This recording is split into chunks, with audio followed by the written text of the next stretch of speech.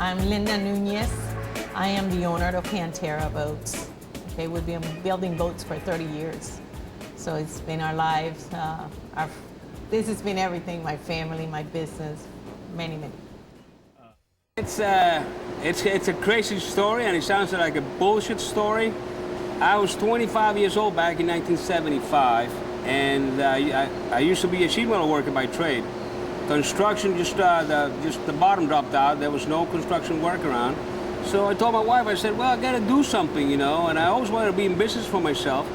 So I said, hell, you know, I started thinking, and my first thought was going to cars. And and I figured I wouldn't make it, so I said, well, why not boats?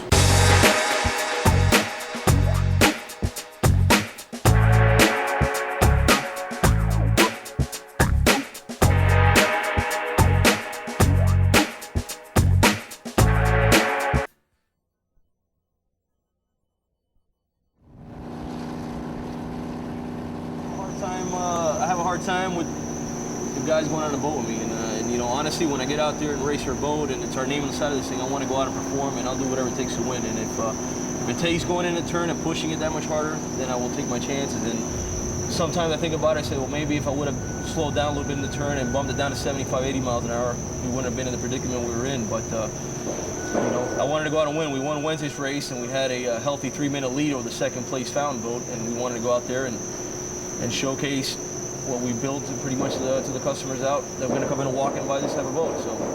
And when we got in the boat for the race, I told Joey the steering didn't feel right. So I told him to take it easy for a while, see what happened. But he's a ball breaker. And hell, you know, we went into a turn at 92.5 miles an hour. Looking at the speedo when we rolled this thing, we hit like a 3-foot wave off the side, and the boat just went sideways.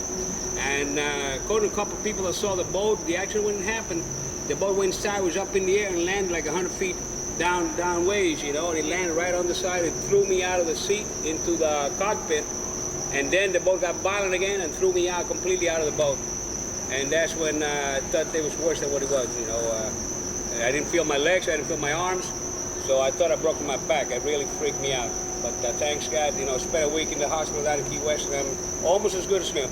Not quite, almost. Not bad for a 53-year-old. So that's where we're at, man.